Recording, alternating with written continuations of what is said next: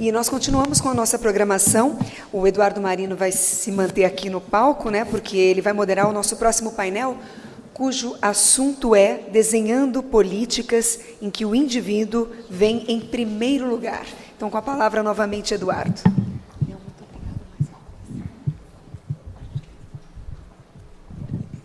Bom, gente, eu substituí o professor Lino nessa primeira mesa e agora eu estou aqui naquela mesa para o qual eu fui originalmente escalado. Eu quero chamar a Luciana Aguiar.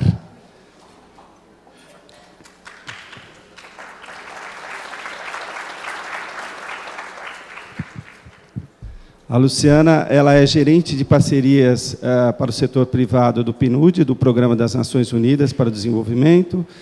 Ela é PhD em Antropologia pela Universidade de Cornell, publicou artigos sobre população de menor renda e negócios de impacto social, atuou como consultora do BID, Banco Mundial e a Bill e Melinda Gates Foundation. A Luciana, eu conheço a Luciana de umas rodadas de participação em bancas para discutir impacto social, de investimento de impacto, né?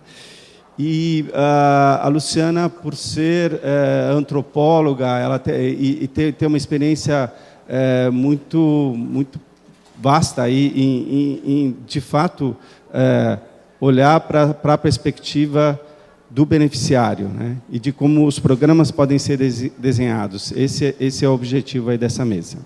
Por favor, Luciana.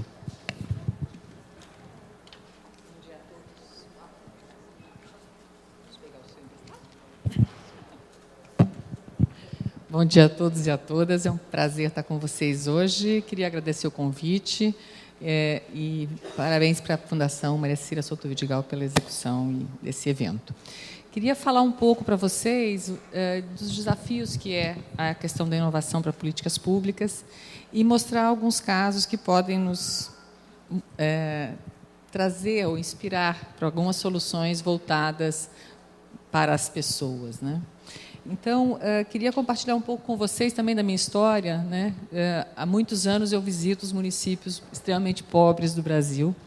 E neles, seja em Araci, enfim, interior da Bahia, a gente identifica crianças com dificuldade de acesso a uma nutrição adequada, então algumas comendo farinha com água, né, em comunidades rurais extremamente pobres, impactando enormemente uma visão de futuro que essas crianças podem ter, o que é muito diferente da realidade que nós todos vivemos junto aos nossos filhos, enfim, e na nossa história familiar, né? E isso acontece não só em municípios com baixo índice de desenvolvimento humano, mas nos municípios também com um alto índice de desenvolvimento humano, a gente ainda encontra crianças sem oportunidades para desenvolver toda a potencialidade que elas têm, né, de chegar aonde elas gostariam de chegar e de transformar as realidades em que elas vivem. Isso é uma realidade nos municípios do interior do país, mas é também uma realidade nos grandes centros urbanos, né? E isso se reflete no cotidiano de mulheres que são chefes de família ou não e que querem, de fato, cuidar adequadamente dos seus filhos. E eu trago um exemplo aqui da Daisy, em São Paulo, né, uma grande região metropolitana brasileira, em que ela tem um filho de 6 meses, tirou licença, precisa voltar a trabalhar e não tem com quem deixar seu filho. Isso é uma realidade, né, muito próxima de nós, porque, na verdade, ela não tem condições de pagar uma creche que custa R$ 1.500 e, provavelmente, com algumas das questões que o Daniel Becker trouxe anteriormente, né, com condições talvez inadequadas, né, para que essa criança se desenvolva de uma maneira, de fato, que tenha qualidade.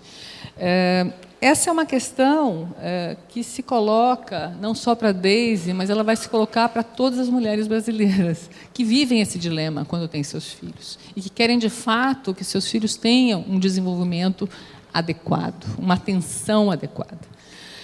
E isso é uma questão também bastante grande para 75% da população brasileira. Então, ela não se restringe àquela pessoa, né? Ela reflete uma realidade de um conjunto de atores dessa sociedade.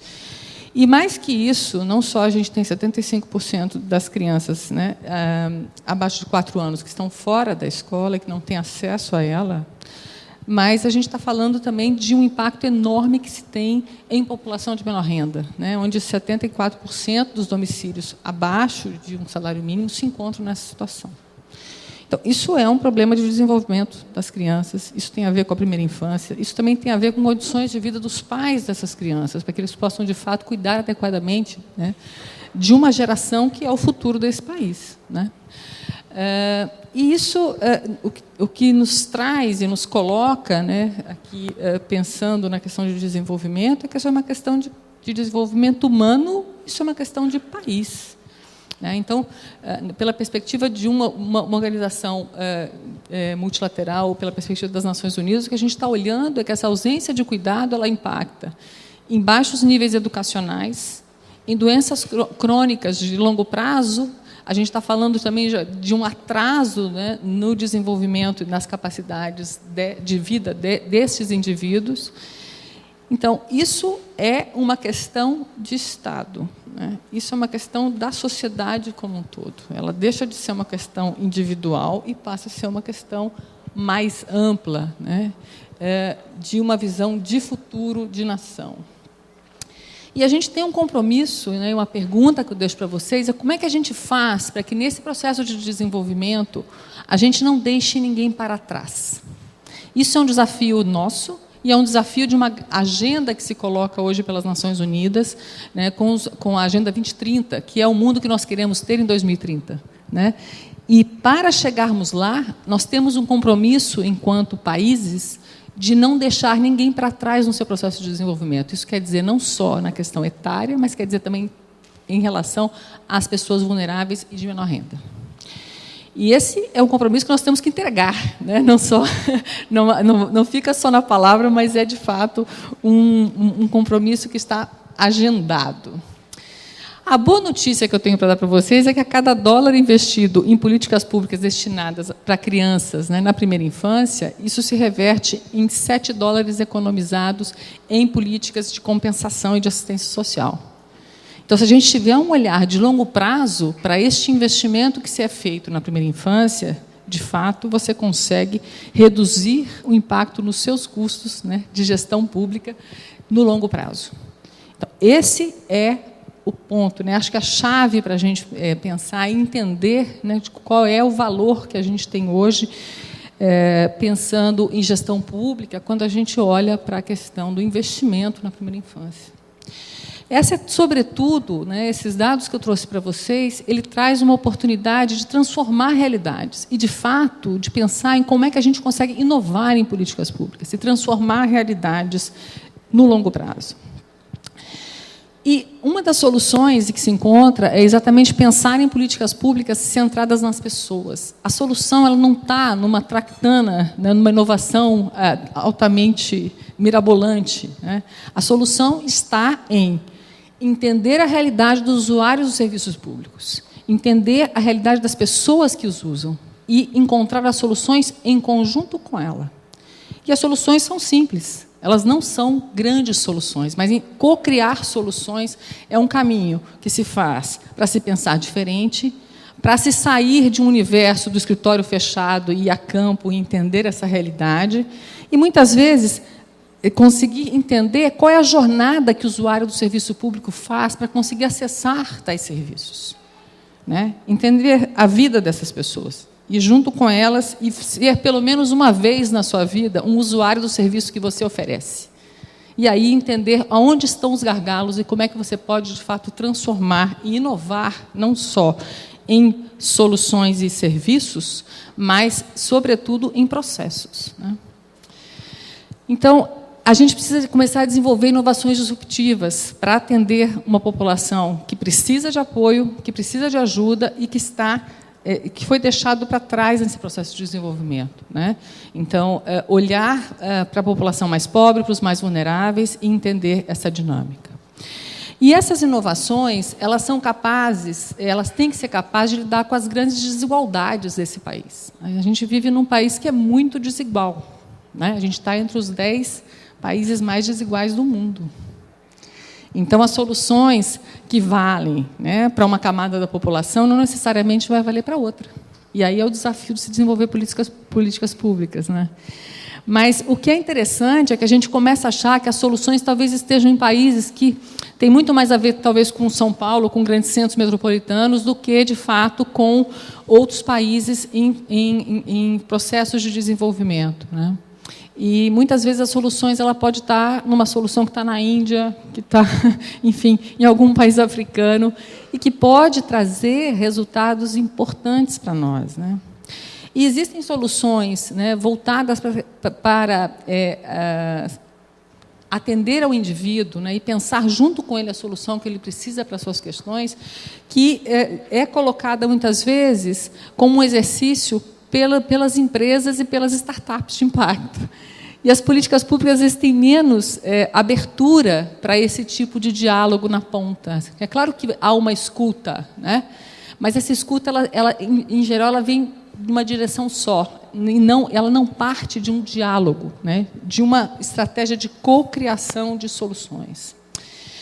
E o que a gente vê é que a tecnologia ela é importante na seguinte medida: ela é uma plataforma, ela pode servir como um enabler para que se consiga acessar o maior número de pessoas com o menor custo, né? Então, ela nos traz a possibilidade de ganhar escala e de gerar um impacto em grandes proporções.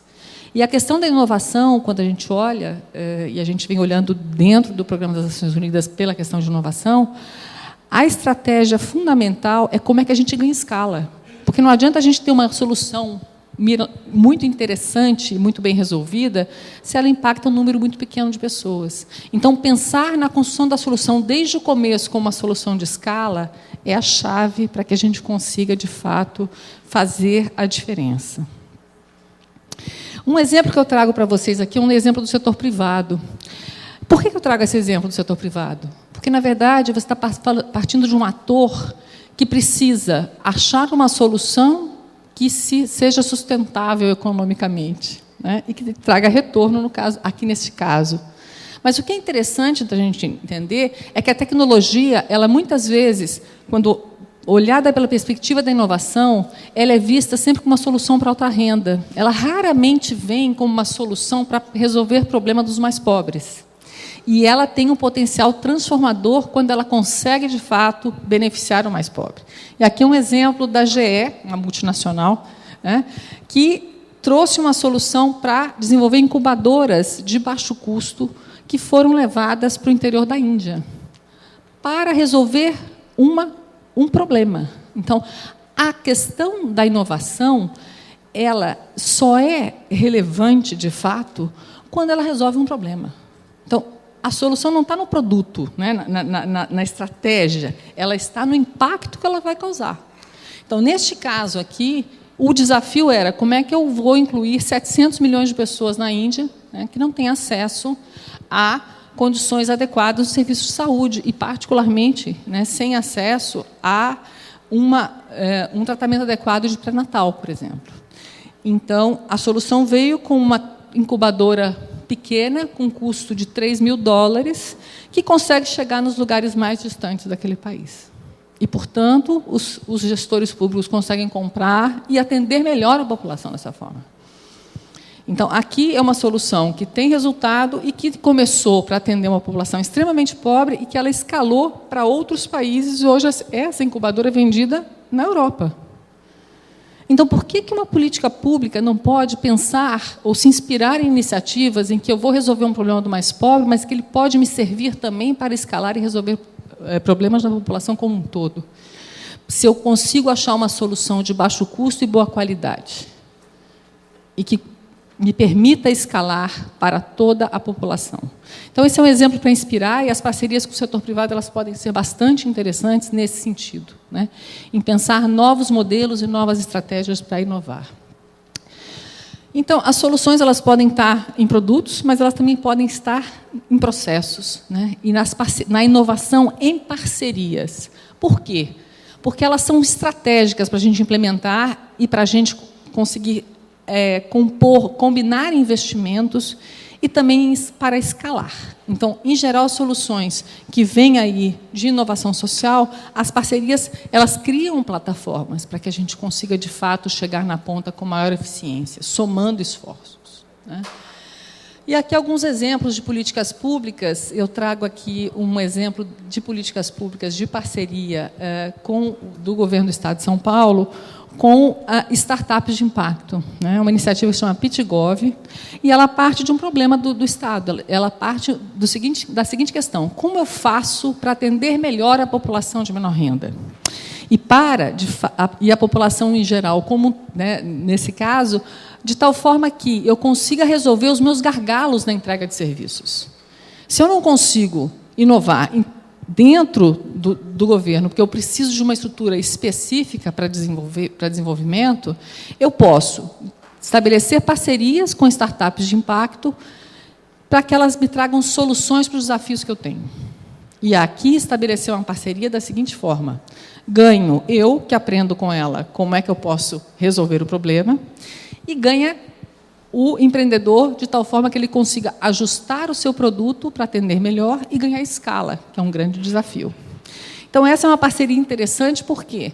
Porque ela consegue, de fato, trazer os ativos que o setor público tem, em termos de desenvolvimento de políticas públicas, de escala, de entendimento da necessidade da população, com soluções que são co-criadas e desenvolvidas por startups que têm uma grande agilidade, né, para desenvolver soluções centradas no indivíduo e, ao mesmo tempo, ajustar à medida que essa demanda se faz necessária, né? Então, essas parcerias elas podem ser bastante produtivas e positivas para a população como um todo. E aqui um exemplo de uma iniciativa, de uma startup de impacto com foco em primeira infância, que é o exemplo do Tá Na Hora, em que ele traz, via SMS, um conjunto de informações para a família, né, e para mulheres gestantes, informando sobre os cuidados com o pré-natal, né? Então, o foco ele surge em cima de um problema. A gente sabe que no Brasil hoje a gente tem um grande número de mulheres que passam por cesariana, né? Daniel já mencionou isso fortemente. E a necessidade de um entendimento dos cuidados com o pré-natal. Então, às vezes, mensagens de SMS pelo celular resolvem grandes questões, né, de informação, de acesso a uma população que mora muito distante de todos os serviços de acesso, né, à saúde, e que, de fato, pode resolver rapidamente algumas questões simples relacionadas ao conhecimento sobre esse tema. Um outro exemplo que eu trago dos Estados Unidos, e é muito mais para mostrar como é que você pode construir uma primeira infância de primeira qualidade, e olhando para essa questão de assistência dentro dos lares, né? Recentemente, um estudo do BID trouxe uma informação de que esse tipo de iniciativa dentro das casas das pessoas, de acompanhamento, ele tem um impacto 10 vezes maior na questão de desenvolvimento das capacidades cognitivas das crianças. E aqui é um exemplo de como é que você faz. E o exemplo que é interessante, por quê? Porque a gente não está falando... Eu não trouxe um exemplo de um país que tem recursos para implementar uma política pública. Eu trouxe um exemplo de uma política pública que foi construída a partir de uma parceria com o setor privado, que se criou um fundo com doações para que as crianças possam ter acesso, as crianças de 0 a 3 anos possam ter acesso às melhores escolas dentro daquela faixa etária para a população de menor renda. Então, essas famílias elas ganham uma bolsa a partir desse fundo criado em parceria setor público e setor privado, em que elas conseguem acessar escolas que antes elas não conseguiriam. Mas que isso é só uma iniciativa que usa voluntários que fazem visitas nas casas dessas famílias quando as mulheres estão grávidas, dando orientação exatamente para as questões de pré-natal e de cuidado na primeira infância. Então, isso é uma solução que usa, né, cria uma estratégia de co-investimento do setor público com o setor privado, e, mais que isso, usa trabalho voluntário em comunidades para que você consiga dar um atendimento mais humano e mais direcionado para as necessidades da população. Um outro exemplo do que a gente olha para a questão de inovação, e ela é fundamental, é como é que a gente monitora e como é que a gente avalia o impacto dessas inovações. E, mais que isso, como é que a gente é capaz de monitorar os efeitos de uma política pública e ajustar essas políticas públicas no seu curso e no longo prazo. E aqui, as parcerias com os organismos multilaterais e com as fundações e institutos, elas podem ser chave. porque acompanhar essas políticas públicas, monitorar, elas de fato ajudam a ajustar percursos e ajudam na possibilidade de se ganhar um impacto em maior escala. Então, aqui um exemplo de uma parceria do PNUD com a Fundação Maria Cecília Souto Vidigal e com a Fundação Vanderlier, de avaliação de impacto de uma política pública federal voltada para a primeira infância. Então, a inovação ela é fundamental por várias razões. Ela não só reduz custos, ela dá soluções mais ajustadas às necessidades das pessoas, mas ela, de fato, ela é necessária se a gente quer transformar a realidade e conseguir alcançar os nossos compromissos aqui dos Objetivos de Desenvolvimento Sustentável. E essa inovação, a gente sabe que, até hoje, o que a gente tem de inovação desenvolvida até agora, ela não é capaz de nos fazer alcançar os Objetivos do Desenvolvimento Sustentável que nós acordamos em 2015 com 193 países no mundo. E nós vamos ter que entregar em 2030. Então, a gente precisa olhar para a inovação, de fato, não só como uma oportunidade de melhorar as políticas públicas, os serviços que nós entregamos para os cidadãos na ponta, mas, sobretudo, como é que a gente consegue desenvolver inovações sem precedentes para que a gente consiga ter o mundo que nós gostaríamos de ter, né, com foco mais orientado para um equilíbrio maior entre as questões econômicas, sociais e ambientais. Então, essa é a agenda que a gente tem que alcançar, e essa é uma agenda que ela se propõe a inovar, a monitorar e a mensurar o impacto da transformação que nós vamos causar. Então, são 17 objetivos, a gente está falando de 169 metas e 263 indicadores que precisam ser entregues por todos os governos em 2030. E isso é um compromisso também dos estados, dos municípios, né, não só do governo federal, mas é uma agenda que nós vamos ter que alcançar em conjunto países em desenvolvimento, países pobres e países desenvolvidos. Bom, para finalizar, eu queria deixar para vocês uma informação importante, acho que e contar que esse desenho das novas soluções ele é necessário. A gente não consegue chegar onde a gente quer chegar fazendo mais do mesmo, né? A gente precisa, de fato, de uma transformação sistêmica. E a gente precisa ampliar, né? Quer dizer, olhar para as políticas públicas de uma maneira mais ampliada e de longo prazo, pensando na primeira infância como uma grande oportunidade de transformação, não só das realidades das famílias com as quais vocês lidam e trabalham todos os dias, e, né, para a qual vocês respondem, mas olhando com uma perspectiva de país e de longo prazo. Então, investir na primeira infância é chave, né? Mais do que isso, investir não só em estratégias direcionadas, mas também olhar para as iniciativas de qualidade nas políticas públicas e programas com foco em saúde e educação. Eles são chave para a gente pensar nessa transformação e no mundo que a gente quer ter em 2030 e para além dele. Essas são as minhas contribuições para esse diálogo. Prazer e muito obrigada.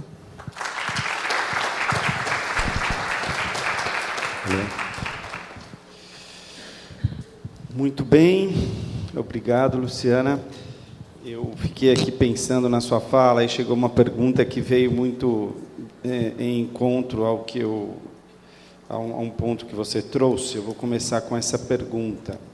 Você, no começo da sua fala, falou da importância de você construir políticas centradas nos desafios, nas necessidades do beneficiário, e você citou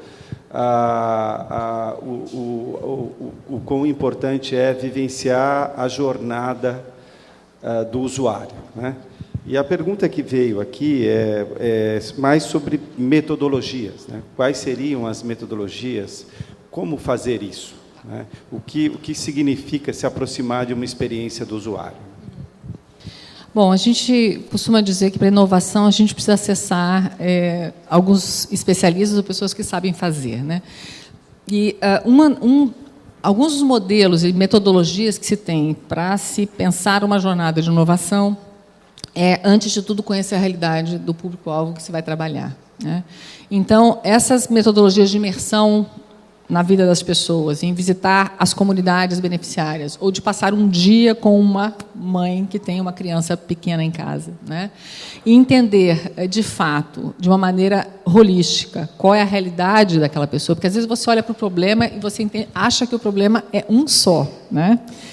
Ele é direcionado, por exemplo, ao fato da mãe não saber cuidar do filho, quando, na verdade, ela pode não ter as condições necessárias para que isso aconteça, né?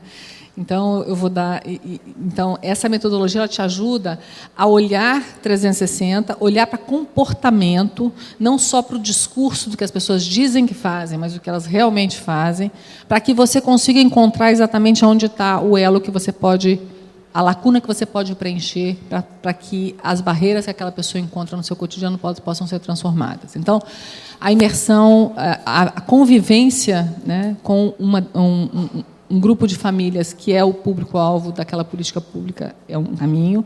O outro é desenhar soluções em conjuntas, então fazer uma cocriação e um desenho de como aquela política poderia ser, né, ou como aquele serviço pode ser desenhado. E depois é você pilotar, né, testar, fazer um pequeno teste para ver a reação de um conjunto maior de pessoas e como e validar de fato aquele desenho. Não só validar, mas também identificar oportunidades de ajuste e de aprimoramento do que foi desenhado.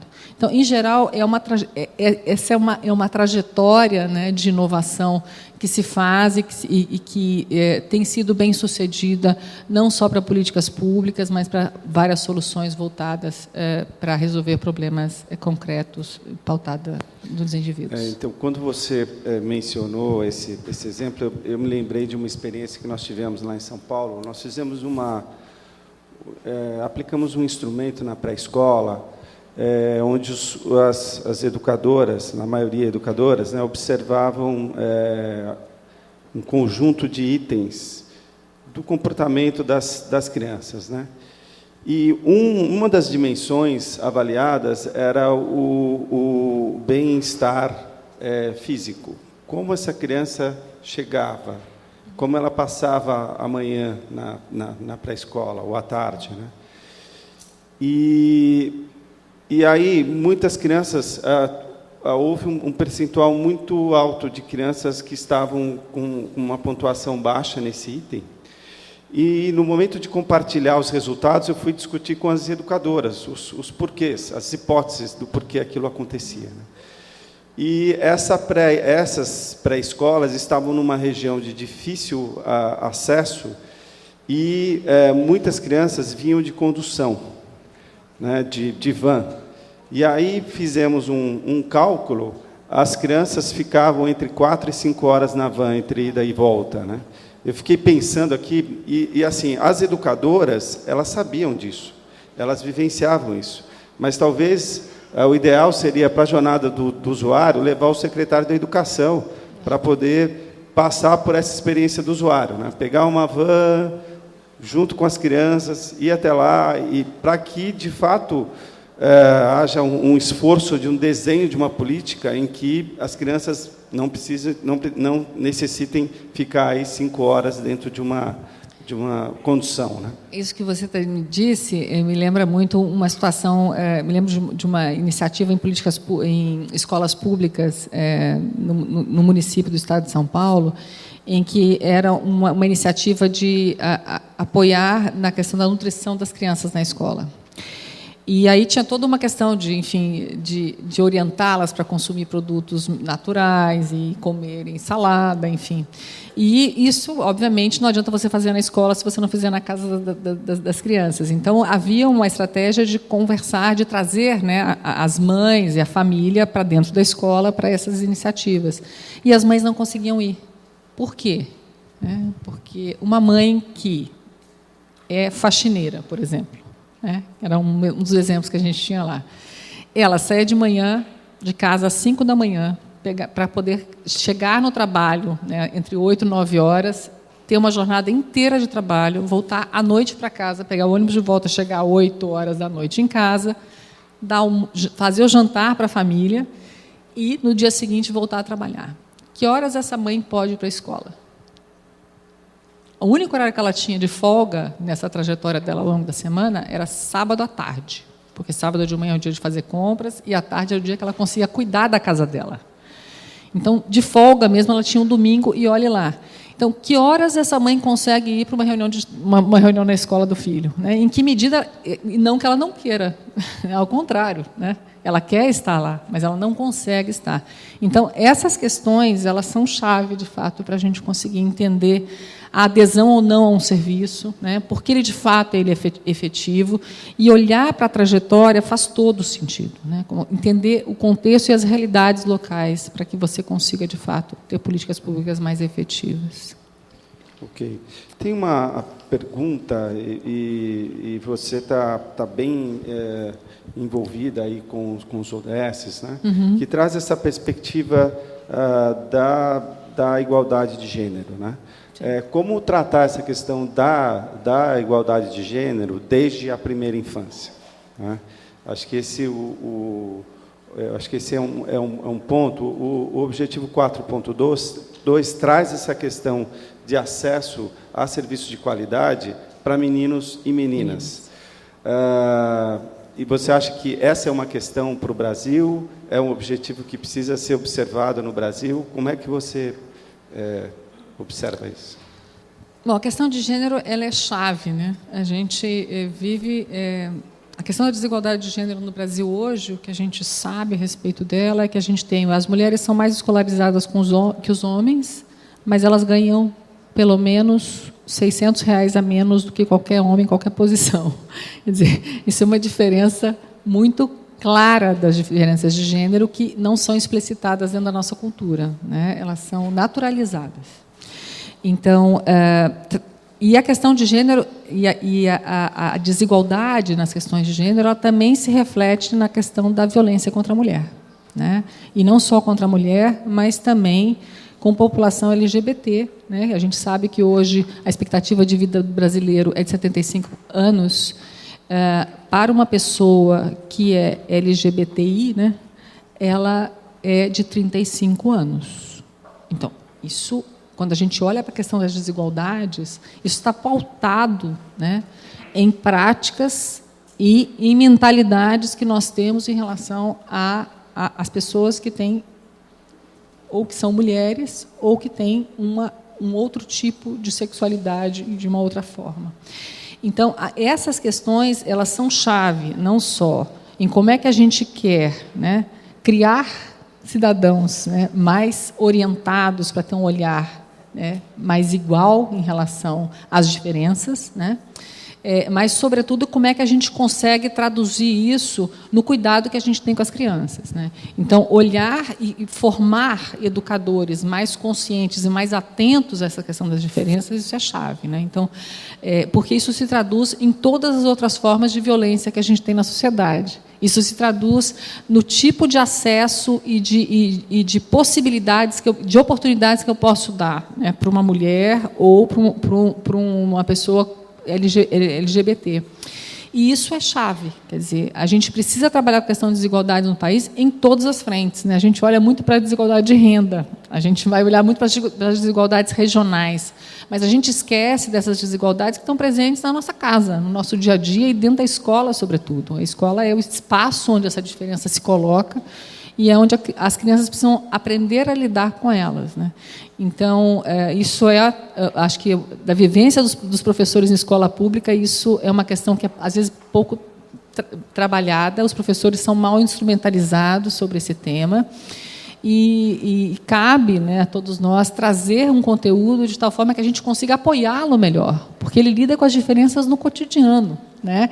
E ele vai ter que tentar equacionar essas diferenças. Então, como a gente consegue dar conteúdos mais consistentes para esses professores, para que eles consigam, de fato, lidar com essas questões que são da sociedade, que estão colocadas dentro da sala de aula, né? A sala de aula é esse pequeno caldeirão das questões que nós não conseguimos resolver fora dela. Bom, tem uma pergunta aqui que veio da Priscila.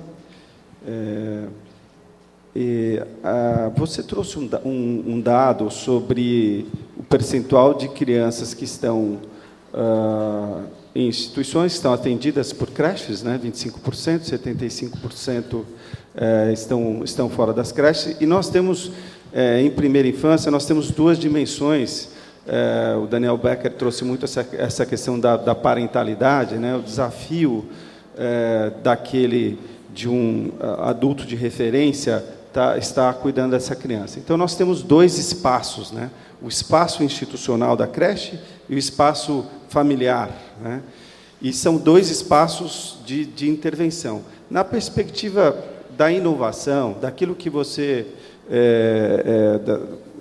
conhece, que você ouve em termos de demandas, quais seriam, qual desses dois espaços, se é que existe um, né, seria o mais desafiador em termos de busca e também de oportunidades para a inovação no Brasil nesse momento? O espaço mais desafiador, sem dúvida, o domicílio, né, a casa, porque você tem, acho que a escola ela tem um espaço que é mais controlado, né, e olha que ela está cheia de desafios mesmo assim, né, mas dentro do domicílio e da casa você tem um conjunto de atores de referência para essa criança que não necessariamente vão se enquadrar dentro de regras pré-determinadas, né. Vou dar um exemplo para vocês de uma iniciativa com jovens e periferia do Estado de São Paulo, mas que elucida bastante como é que o comportamento dos pais e da família de referência impacta em comportamentos, às vezes, que são negativos. Então, uma iniciativa, por exemplo, que você olha, para você educar uma criança a não passar a ingerir, por exemplo, álcool, né? Você pode ter um programa todo direcionado para isso. Quando a criança volta para casa, muitas vezes ela é estimulada pelos adultos de referência a provar um determinado tipo de bebida. E como é que você transforma isso? Né? Esse é um desafio enorme. Quer dizer, algumas questões que você consegue trabalhar com conteúdos mais estruturados, né, por profissionais que foram treinados para isso, muitas vezes ele se desfaz dentro do espaço da família. E aí isso vale para todas as outras coisas, em relação a hábitos alimentares, né, em relação ao gosto e o apreço pela leitura, né, em coisas que você não consegue controlar. Então, você educa na escola uma criança para que ela aprenda a gostar de ler, né? E ela chega em casa e você tem talvez um adulto de referência dizendo que ela está perdendo tempo fazendo aquilo, né? Que ela tem que trabalhar, que ela tem que, enfim, ajudar com a renda da família. Isso acontece muito, né? Dentro dessas famílias com as quais eu convivi ao longo de anos. Então, como é que você lida com isso? Ou mesmo nas atividades, nas festividades, né? Me lembro quando fazia pesquisa de campo no Vale do Jequitinhonha, a gente via numa festa, às vezes os adultos tomando alguma coisa, a criança vinha para provar, né? E muitas vezes as crianças são estimuladas a isso. Então, como é que você faz? Né? Quer dizer, na verdade, você tem que mudar hábitos e atitudes de um conjunto de atores. Então, às vezes, a gente olha muito só para um indivíduo dentro desse conjunto, mas a gente tem que olhar para contextos, né? Contextos que constroem comportamentos de longo prazo. Então, o professor é um dos atores, sem dúvida, na escola, mas ele não consegue entrar nesse espaço e também educar a família inteira. Então, muitas vezes, é como é que você transforma essa criança, às vezes, num vetor, ou um jovem, num vetor de transformação para trazer para dentro dessa casa, né? Isso é um desafio grande. Eu acho que nosso tempo está esgotado, mas eu acho que você trouxe essa perspectiva de vetor e do jovem. Eu acho que e também na sua fala você trouxe a iniciativa do governo do Estado de São Paulo com o PitGov, mas pensando numa realidade de municípios de pequeno e médio porte. Como estimular a inovação e como estimular processos de cocriação para endereçar desafios nesse campo aí do desenvolvimento infantil? Olha, a gente vê algumas soluções encontradas por governos locais que podem ser bastante interessantes. Acho que o primeiro ponto é aproximação com a população local, né? Olhar para essas soluções que às vezes estão colocadas e construir juntos com a comunidade.